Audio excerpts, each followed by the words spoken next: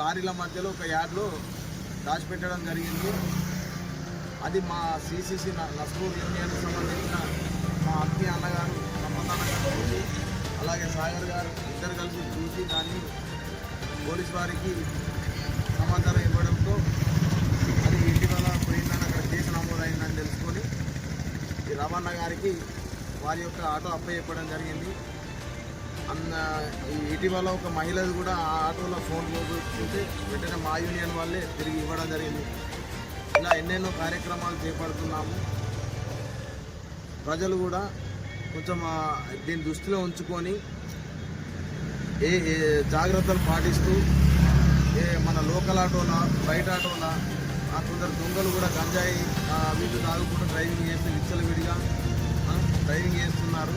దయచేసి మన ఏరియా ఆటోలనే మీరు ఉపయోగించుకోవాలని